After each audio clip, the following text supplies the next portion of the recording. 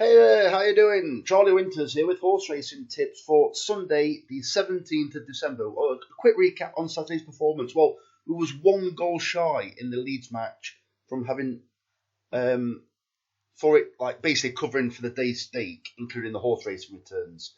It didn't come, so it was a losing bet. So onto the horse racing. In my opinion, the vast majority of horses ran well. There was a couple that was absolute stinkers. One, most notably the last one, was it Rapallo? But I was very impressed by Bailey's Warrior. I think it drifted to 28-1 in the end. It was the penultimate runner at Wolverhampton, and it went clear. It was travelling like I thought, hey, hope. So, I didn't get anywhere near that price. I think I got something like 11s, 14s, 16s. But then, I noticed that I think on the off it drifted right to 28. I thought, is it even worth watching this horse? And in reality, in my opinion, it should have won. It was travelling like the winner. There was nothing coming from behind. But obviously, was it? I'm probably going to get this horse wrong. Something like Coast Guard's Hero, but I don't think it's that horse. But it's something along those lines. Came and beat it in the end, fairly comfortably. But it gives a bit of excitement at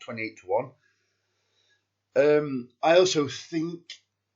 I also think that the one at Cheltenham ran a cracker. The one where I thought it was struggling, then all of a sudden he decided to get it to the front and absolutely throw it at the fences, which I thought was a good thing. It really responded well. It was something. It was in the green and yellow colours. Something make or mix something. Answer to make or something. I thought again a cracking ride. The one by Danny Mullins where it was the outside of the lot where I tipped it. I think it was at 14s. I think in the end it ended up going off something like 15-2, albeit there was a non-runner. But I thought a lot of the horses ran very well. We was unfortunate to get one. I know it finished one place out of the placings. It was also, in my opinion, unfortunate where So Scottish, I think, brought was it Unanswered Prayer Down or whatever it was called, or the other way around. So both our horses in the big race of the day were actually came down at the same fence. And also, I thought Protectorat ran an encouraging race. In my opinion, it doesn't stay a Gold Cup distance.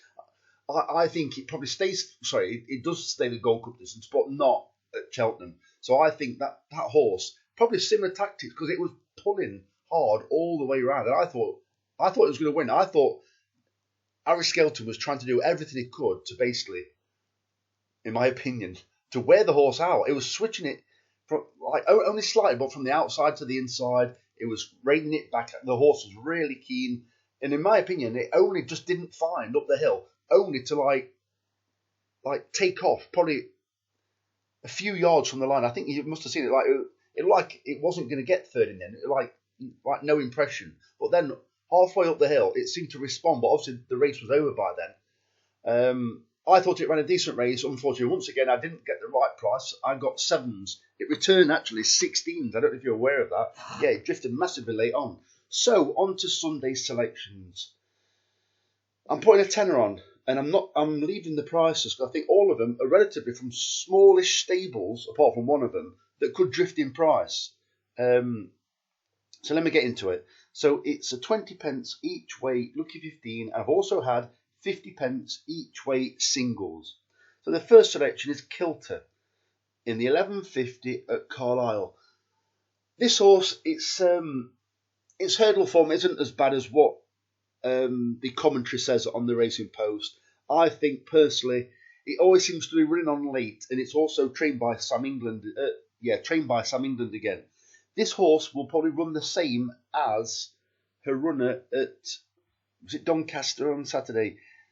It'll be one of them frustrating ones where there'll be 3 horses. If it remains 3 places, you'll see 3 horses go clear, and our horse will be in 4th, but making progress. So it'll be one of those like, come on, then are you trying or what? It'll be one of them kinds of situations. I do think. It's because this horse, once again, it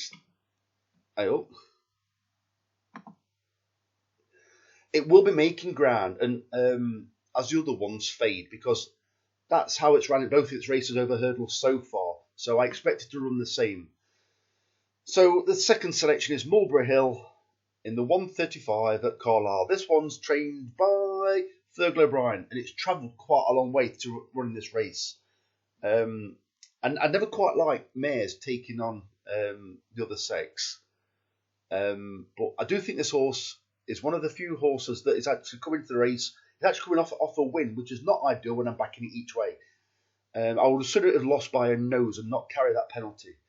But I do think it's in good form, and they're travelling all this way for a reason, and I think it's got every chance.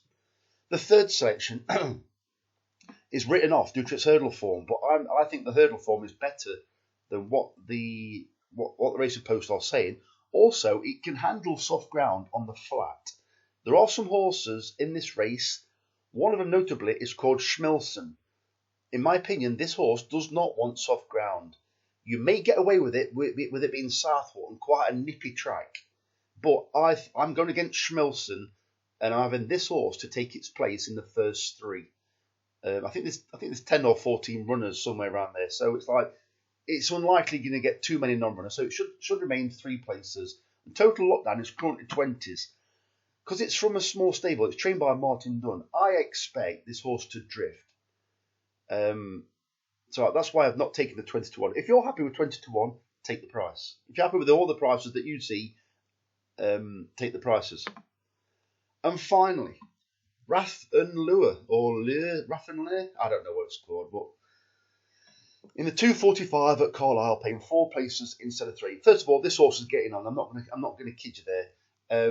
At the age of 11, they're trying first-time visor. Well, I've looked through its relatives and how they've responded to headgear. Well, generally, a lot of them haven't had headgear. This one has, through its career, it's generally had, I think it's had cheek pieces and maybe blinkers. Well, it's first-time visor at the age of 11. Maybe they're trying something new or as a last resort. This horse will stay every yard of this trip. That's 2 years. It's been aimed at the Newcastle. I always forget the name of the race. Is it the Ida? 4 mile 2 furlong that Kitty's Light seems to win every year or run in every year. Well, this horse has also run it. Well, this is nowhere near that. But I think this is a bit more. I don't think this is a prep race for that race. I don't think that this horse will probably get in that race, but is even good enough. But if he wanted to get in it, this might be an ideal race to run in, where it could pick up a penalty to maybe sneak in the Ida. But I don't think it's good enough for the Ida anymore. So, anyway, let's go back to this race. So, I think this horse, with a first-time visor, I think it's got something called Luke Scott taking some... In fact, I don't think it is Luke Scott. Forget that. I was looking at a different horse. This horse, I believe, will be up there.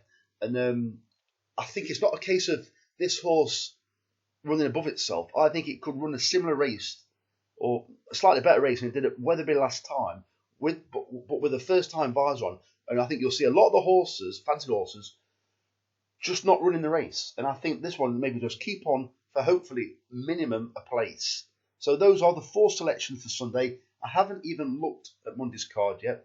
I'm having a bit of a tidy up because my mum's coming round. So that means absolutely nothing to you. So the very best of luck. Charlie Winters, over and out. Cheers, mate.